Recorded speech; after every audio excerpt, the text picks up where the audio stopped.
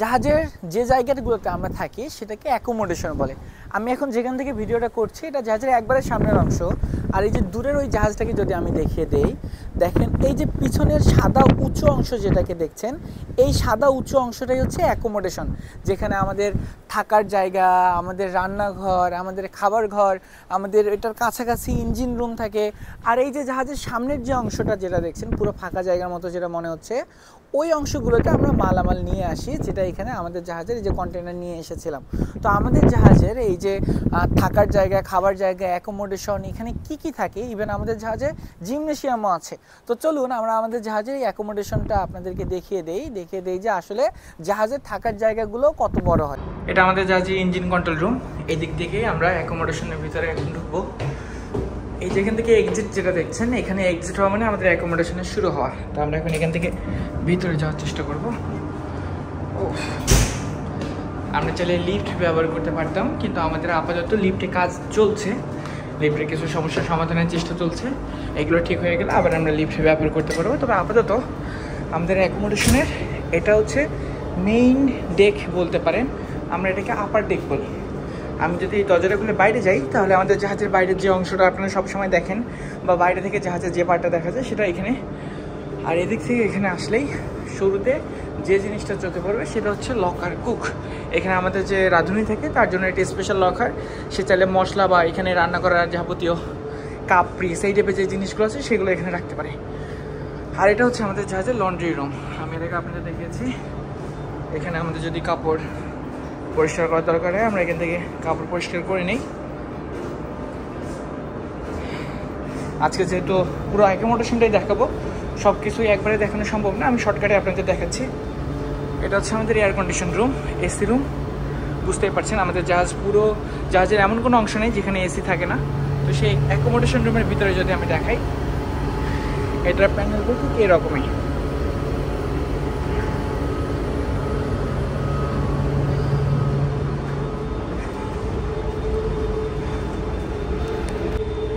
তারপর আমরা এখন আরেক ফ্লোরের উপরে যাব। আমরা যতক্ষণ যেখানে ছিলাম সেটাকে আমাদের আপার ডেক বলা হয়, আর এটা হচ্ছে এ ডেক। এখান থেকে এ বি সি ডি এভাবে চলতে থাকবে, আমরা জি ডেক পর্যন্ত যেতে পারবো। জি ডেকের উপরেও আমাদের আর এক ফ্লোর থাকে। যদি আমরা এদিকে যাই, দেখতে পাচ্ছেন এখান থেকে আমরা যত উপরে যাব সব কিছুর পরিচ্ছন্নতা তত বাড়তে থাকবে। তার কারণ আমরা ইঞ্জিন রুমে কাজের চাপ বেশি থাকে, ড্রেস নোংরা থাকে। তো এইদিকে এই জন্য আমরা ময়লার ড্রেসগুলো চেঞ্জ করে পরিষ্কার ড্রেস করে উপরে আসি। তো এখানে আমাদের ক্লিনিং গিয়ার লকার একটা আছে, যদি কারো কিছু দরকার হয় এখান থেকে সেটা নিতে পারে। এখন আপাতত লক করা, যেমন ধরেন হ্যান্ড ওয়াশ, তারপর সোপ, এই টাইপের কোনো জিনিস দরকার হলে আমরা এখান থেকে নিয়ে যাই। আর আমাদের জাহাজের আলাদা একটা অফিস থাকে, সেটাকে আমরা শিপস অফিস বলি, সেটা ওইদিকে। আর এটা জাহাজের ফায়ার স্টেশন, আমি আগে আপনাদের দেখিয়েছিলাম। আর এটা আমাদের জাহাজের সেই শিপস অফিস।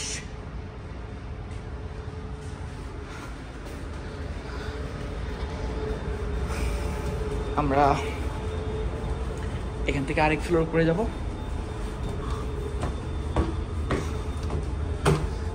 আমাদের যে খাবার রুম যেটা থাকে, রান্নাঘর, আমরা জাহাজে খাবার রুমকে মেস রুম আর রান্নাঘরকে গ্যালি বলি। এটা সেই গ্যালি, যদি এটা লক করা, এটা যখন রান্না করা হয় তখন এটা খোলা হয়। এটার বেশ কিছু ইনস্ট্রাকশন আছে, আমরা সেভাবে ইনস্ট্রাকশনকে ফলো করি।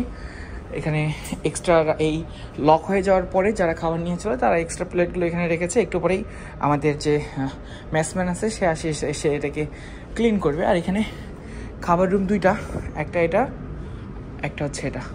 একটাকে বলে ডাইনিং রুম আর একটাকে বলে ডিউটি মেস রুম।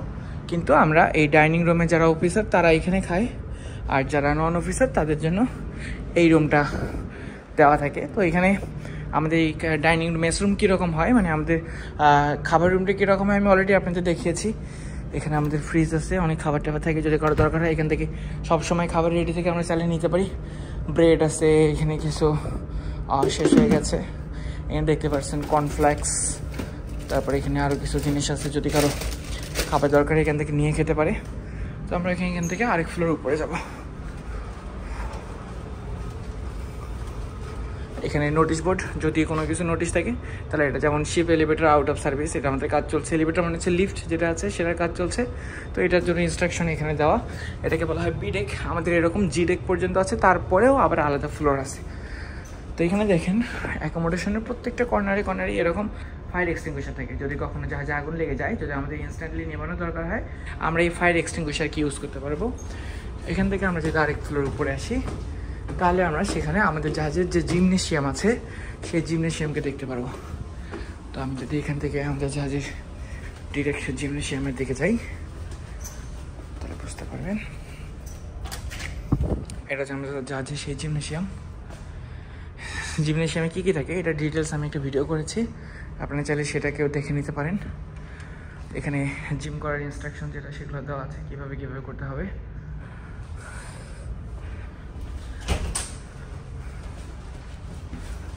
আমার রুম 5 তলায়, আমি এখন ই ডেক পর্যন্ত যাব, যেহেতু সবগুলোই সেম। এটা সি ডেক।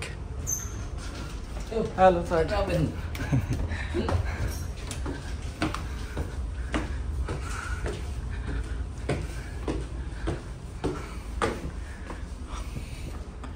এখানে এটা হচ্ছে ডি ডেক। এখানে একটা কমন ওয়াশরুম আছে, আপনারা দেখতে পাচ্ছেন, এই যে সে কমন ওয়াশরুম। এখানে আরেকটা আছে, এই যে WC যেটা লেখা, এটা একটা কমন টয়লেট, যদি কারো দরকার হয় সেটা ইউজ করতে পারে।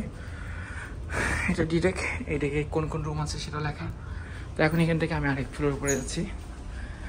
আপনারা দেখতে পাচ্ছেন ভাই, যদিও বাইরে থেকে অ্যাকোমোডেশনকে খুব ছোট মনে হয়, এটা আসলে কত বড়। আমাদের জাহাজে যেহেতু ওয়াইফাই আছে, আমি আগে বলেছিলাম, এটা সেই ওয়াইফাই রাউটার। প্রত্যেকটা ফ্লোরে ফ্লোরে একটা করে রাউটার দেওয়া থাকে। এই যে যেটা দেখতে পাচ্ছেন, এখানে কোনটা কার রুম সেটা এখানে ইনস্ট্রাকশন দেওয়া। যদি কোনো অ্যালার্মের দরকার হয় তাহলে আমাদের অ্যালার্ম এখান থেকে বাজতে পারে। আবার যদি কোনো অ্যানাউন্সমেন্ট থাকে, যদি কিছু বলার দরকার হয় যে আজকে সবাই এতটা সময় এখানে উপস্থিত থাকবেন, তাহলে আমাদের এই স্পিকার ব্যবহার করে সেটাকে অ্যানাউন্স করা হয়। আমি এখান থেকে আমার রুমের দিকে যাচ্ছি।